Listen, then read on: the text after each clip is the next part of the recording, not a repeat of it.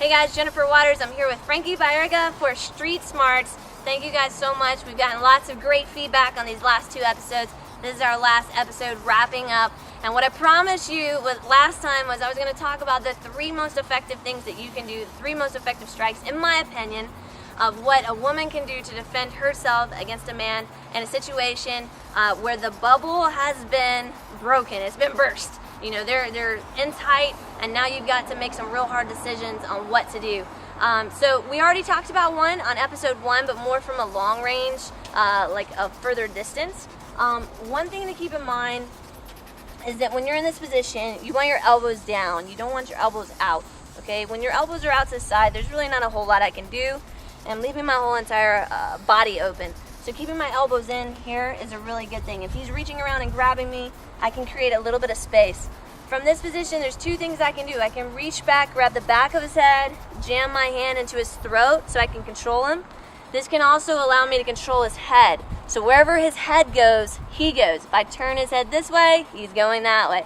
If I pull his head in, he's going that way. So you got to keep that in mind. But this strike right here to the throat is very effective, and it's sneaky. It can literally go right there. I can put my hands on his chest, boom, and come straight up. It seems like it doesn't have a lot of power. I'm not doing it hard on him, but I want to show you one way you can actually practice with your boyfriend, with your spouse, a friend, a workout buddy.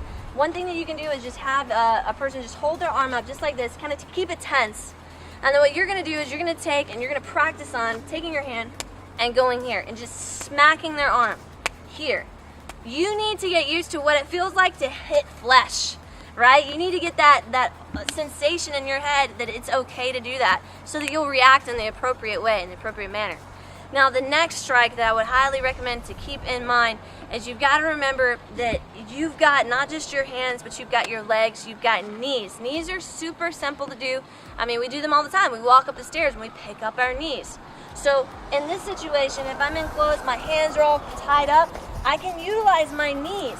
But it's very hard to utilize the knees if you're not in a good stance. If you're in super tight and I pick my knee up, I'm most likely to fall. So coming back here, delivering a knee to the body or a knee to the groin, and having this space that I'm creating with my arms helps a lot.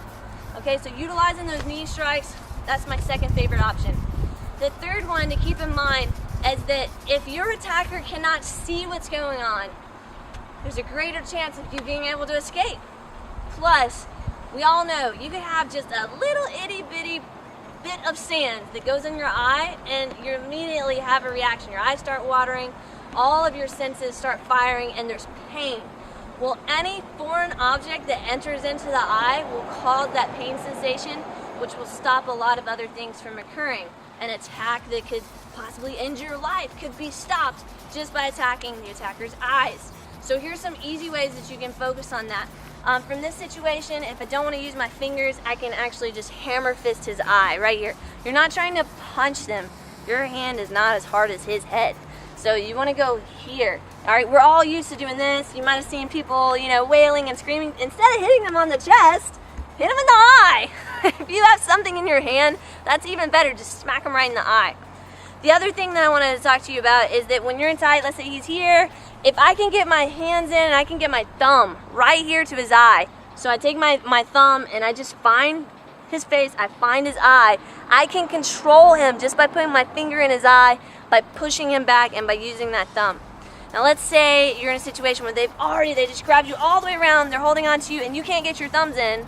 Take your hands and pull them down, so thumb down, reach over, use your fingers here as a hook on the eye, and you'll be able to control them just by pulling those fingers into that eye socket, and that's a really effective technique. Remember, wherever his head goes, his body will follow. So if you're going here and you're pulling back with your fingers inside the eyes, it's going to be causing instant pain, probably going to be loosening up the grip around your body, and you can get away. Guys, I really appreciate all the attention. We love hearing from y'all, so please drop some comments. Let us know what you think about this, and let me know what else you'd like to see. I'd love to be able to demonstrate some street smart self-defense for you guys. Talk to you soon.